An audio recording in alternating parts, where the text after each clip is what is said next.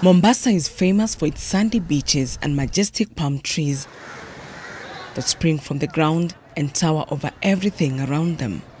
But away from the leisured life at the coast, the sweet melodies of the coastal conga and the enveloping warmth of a welcoming town lies a darker side, often hidden from public view and glossy brochures.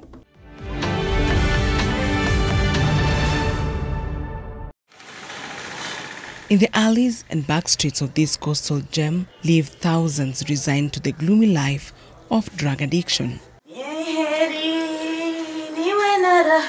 Naima Said is an unlikely face of the grim reality that is addiction to heroin.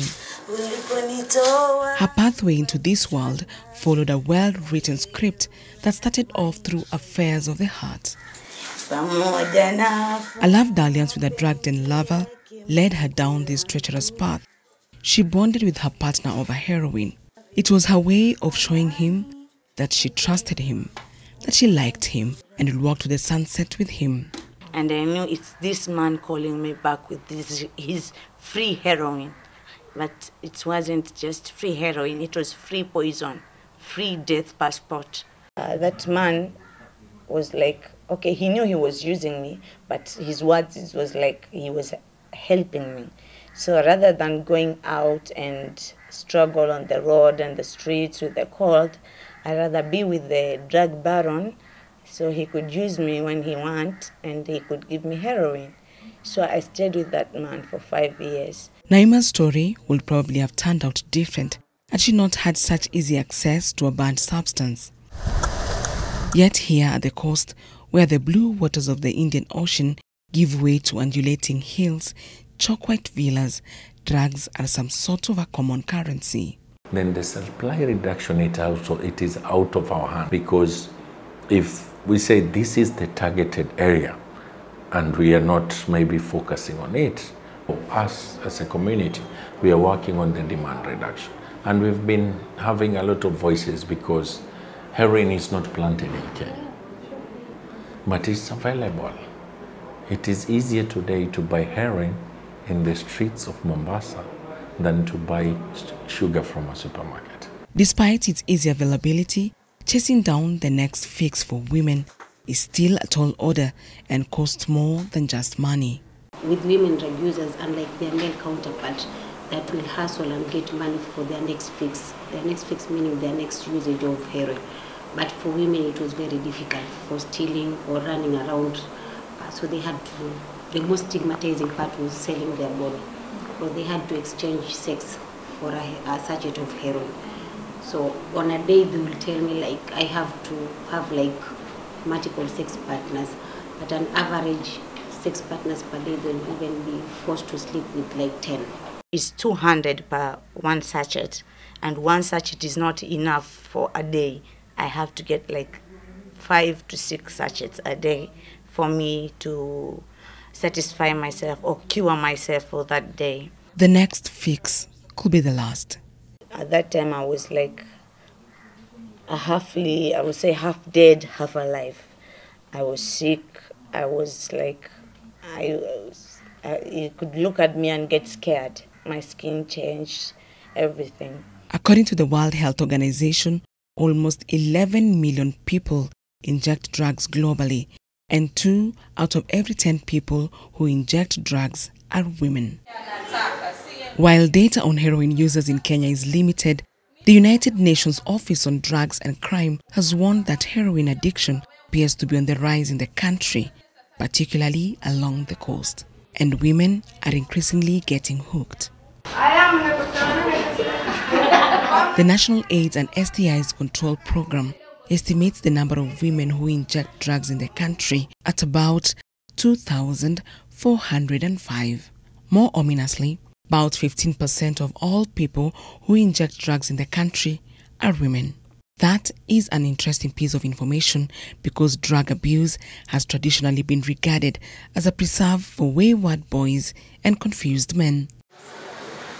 Studies have shown that girls and women start using injectable drugs between the age of 11 and 17, and their male sexual partners mostly introduce 7 out of every 10 to the drugs.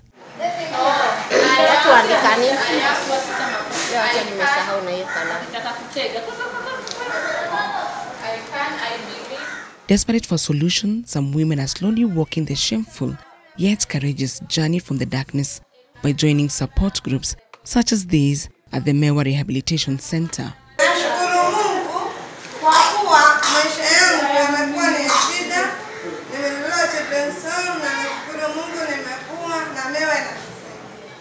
But not all find these places favorable or welcoming. Nearby, in downtown Mombasa,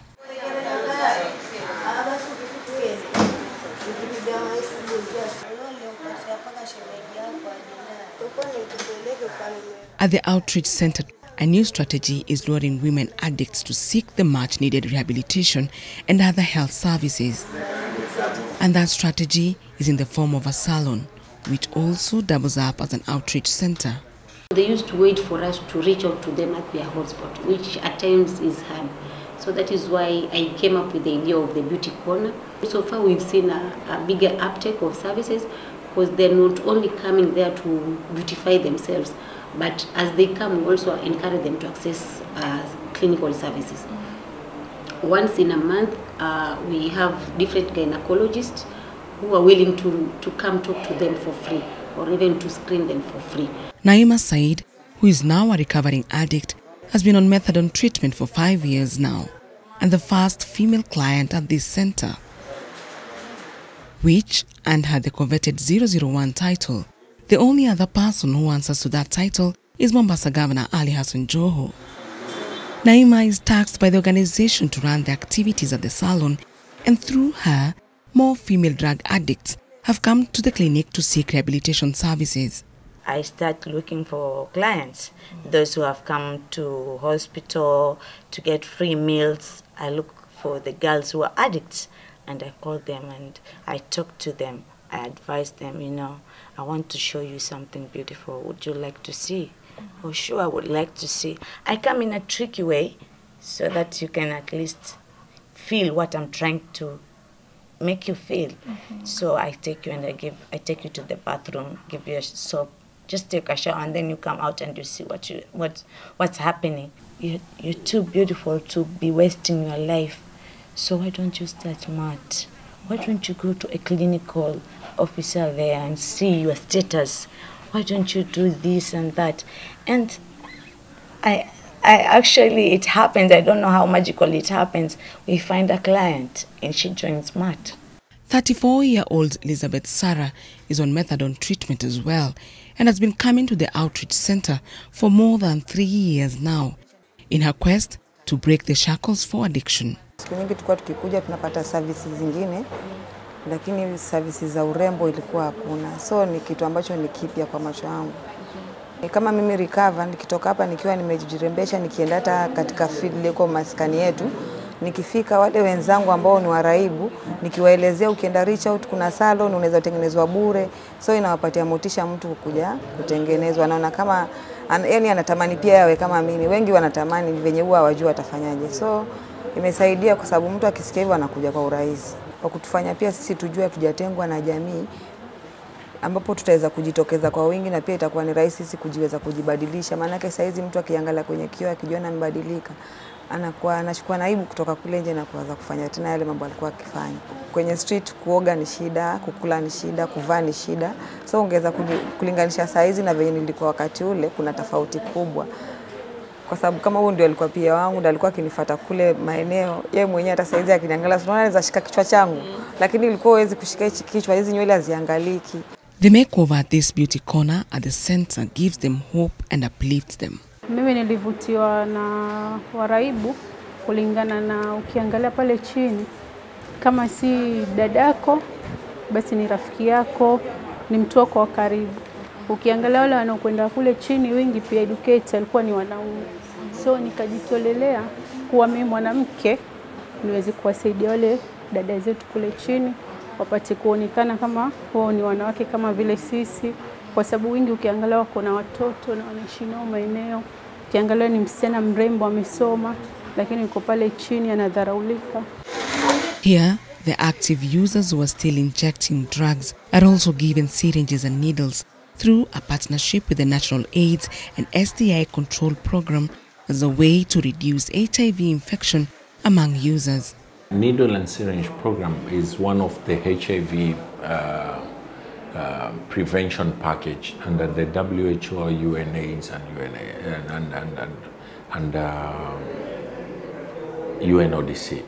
This is where the modeling trickle down also to country like Kenya to be able to prevent the HIV amongst people who use drugs. We share everything, mostly syringes.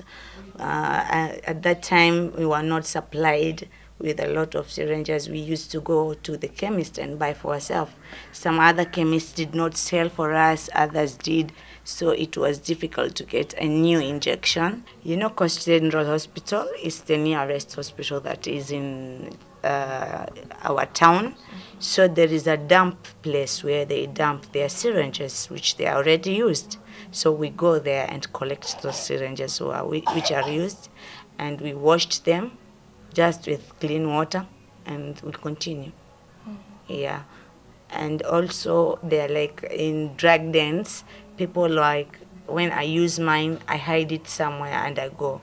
Someone else comes and he sees it, he takes it. So I got infected with HIV at that time, and afterwards I continued using, it came worse into hepatitis. 1.3 million injectable drug users are living with HIV, 5.5 million with hepatitis C, and 1 million with both HIV and hepatitis C.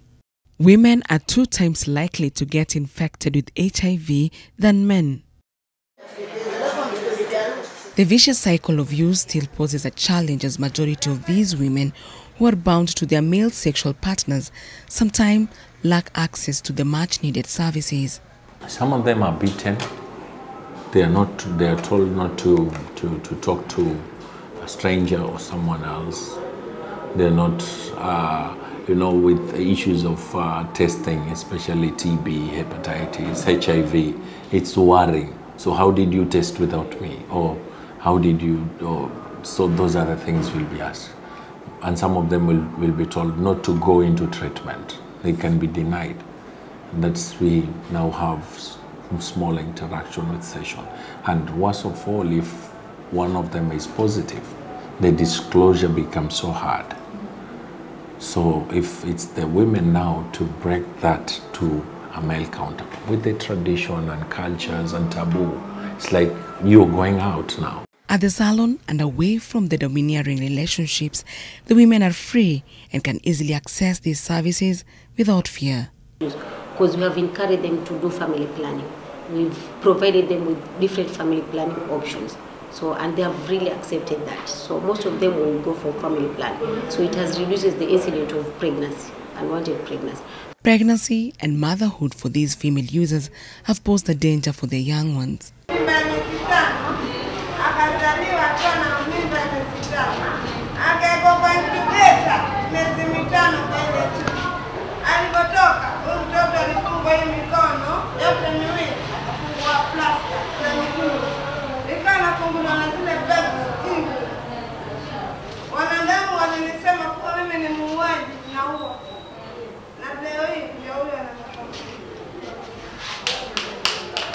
Heroin use during pregnancy can result in neonatal abstinence syndrome, which occurs when heroin passes through the placenta to the fetus during pregnancy, causing the baby to become dependent along with the mother. Elizabeth remembers how she lived through this. Okay, kama mimi hivi nilivyokuwa nikitumia mihadarati, nimekuja nikashika mimba nikiwa katika hali ya mihadarati. Na ule mtoto pia hata alipozaliwa pia yeye ile mihadarati ilikuwa ishamuingia. Kwa sababu saa zingine mimi kama nitakuwa sijavuta alafu nimnyonyeshe, hataki. Na nikivuta alafu nikimnyonyesha ananyonya vizuri, ama saa zile mimi sijavuta pia vile napiga pia anafanya hivyo. Some of the syndromes include excessive crying, fever, irritability, seizures, slow weight gain, tremors, diarrhea, vomiting, and possibly death. It requires hospitalization and treatment with medication, mostly morphine, to relieve symptoms in the baby. Some of these women will find themselves on the wrong side of the law, and managing addiction while in jail is tough and is made even worse by lack of access to proper rehabilitation services. The pain and agony is worse behind bars, and the anguish unbearable when the withdrawal symptom kicks in. So when I went first, I suffered with symptoms, the symptoms of missing the heroin for 24 hours. It was like mysterious, like a malaria, but this is like 3 times the malaria pain you feel. I feel all my backbone, all bones I have, including in my body, were paining. It's like there were a drill inside the bones, drilling me inside. My stomach was like paining, and I was diarrheaing, I was vomiting, sweating, flu, crying. I had that chicken skin, shaking, and in between some hours, I stay like 15 minutes, then I start shaking, and then I stop because I was injecting too much drugs. But because of the prison, it's like, he's just a heroin addict, he's going to recover, he's going to work hard, all that pain is going to go away. And yes, the next day I was taken to a farm. I've never held a djembe in my life. That was when you were at Shimolateva? Yeah, that day I held a djembe and I didn't know how to hold it. I was beaten like hell and returned back to jail because I didn't have the strength to dig or that in that chamber. So the madam was very furious. Naima later got a relief after intervention of one of the guards and was taken to the methadone clinic for treatment. We innovate different programs. We innovated the program in prison. We said that instead of jailing them, we talked to the magistrate, Mrs. Diana at Shanzu Law Courts, and senior magistrate, and she said that let us come with a court order. Instead of jailing them, send them to methadone. So they access methadone, substitute therapy, or they come for psychosocial at the rehab centers or at our dropping center. You know, we need to come with different topics as per their need. Despite many initiatives such as this Salon aimed at rescuing girls and women from the yoke of drug addiction, stigma against women still poses a threat to the success of such campaigns. Most of them, they are taken like prostitute, or they are taken like very low people in our society. So we are trying to raise that alarm and being able to say these are members of the community. And it's brought the whole meaning, because within the faith-based community, it was not to their realization that we have Muslim and Christian women who are onto this.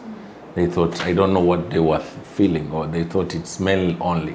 But we realized we have everyone from all across the ethnic groups, the religion, the color, the status. We have people coming from high status of life and maybe rich people, and we have very low people coming from very low.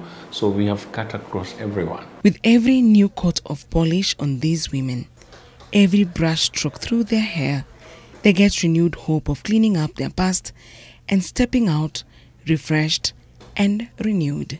I'm a woman, and a woman is a very respectful person in the community. You are a mother, you are a daughter, you are that girl, you are that sister.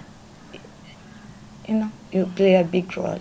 So why should we die? Why should we waste our lives while we can recover?